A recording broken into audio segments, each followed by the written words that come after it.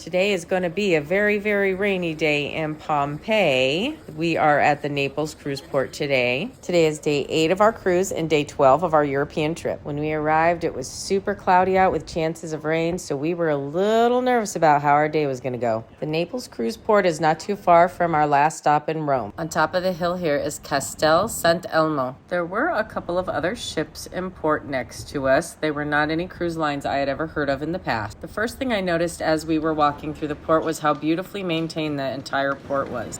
Umbrellas, ponchos. We definitely grabbed 4 ponchos, and there was lots of other shopping available in the port. Even as you stepped outside, you noticed the grounds were also beautifully maintained as well. You are also greeted by Castel Nuovo right away. We walked about 10 minutes from port to the bus station, and we hopped on a bus just as it started to rain. It was about €5 per person. It was a 50-minute drive. On the ride there was plenty of scenery to look at, as well as lots of different buildings and architecture. Once we arrived in Pompeii, we were greeted with these delicious sandwiches. There were muffins, there was croissants, there was breads, there was desserts, there was pastries. Oh my gosh. And the pizza looked amazing, so we had some. And then there was also gelato.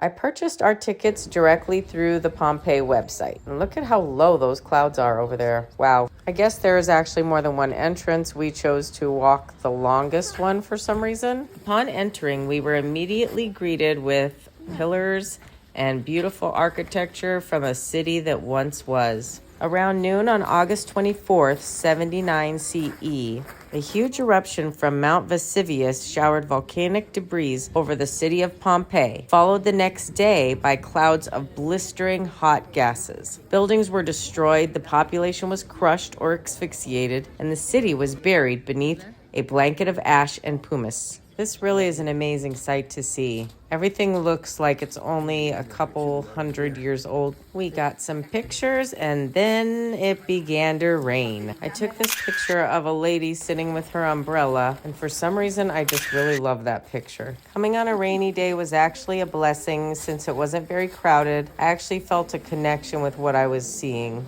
I don't know if it would have been the same experience if it was a sunny, crowded day. This is the Stabian Baths.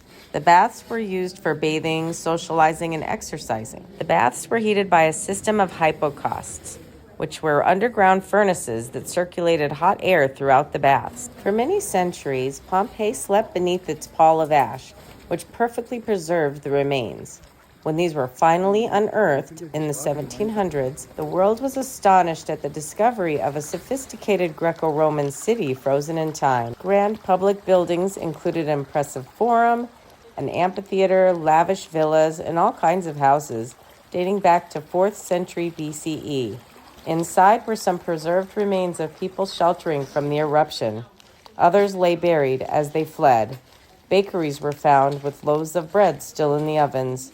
The buildings and their contents revealed day-by-day life of an ancient world and stirred 18th century interest in all things classical.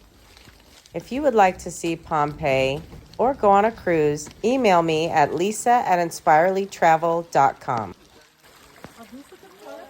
Unfortunately, the excavations are constantly endangered by the ravages of weather, tourist traffic at the site, and destructive vegetation. Reinforced concrete roofs were applied to many structures in the 1950s. Over the decades, this protective measure made upkeep difficult, and some of the concrete deteriorated. In 1995, existing conservation efforts were revitalized and expanded. Despite such actions, Pompeii continued to face numerous problems, including degradation, mismanagement, and vandalism. Eventually, we found a modern building that contained restrooms, food, and sandwiches, pastries, all the yummy stuff, and of course, a cat.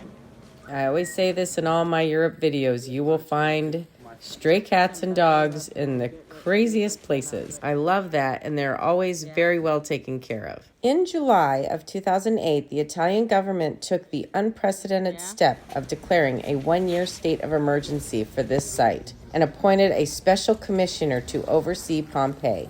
Although we were there for several hours, we only saw about 1/3 of Pompeii. We took the bus back to the cruise ship port. We enjoyed the views of the bus ride back, and did you know that they have gas on the side of the road? I love the different things about different cities and different cultures, like little things like where they put their gas pumps. I wish we could have seen more of Naples while we were here. That's the only downside to taking a cruise, is that you're only in port for a certain number of hours, so you can only see so much. But now that just gives us a reason to come back. Chip and Sedona headed back to the cruise ship while Bryce and I hung out to take a bunch of pictures.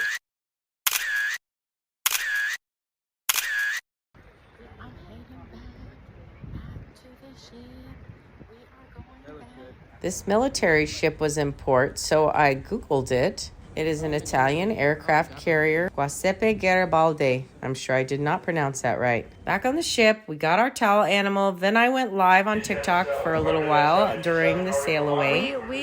Goodbye, Naples. We're not doing dinner there because we have a table in the main dining room tonight.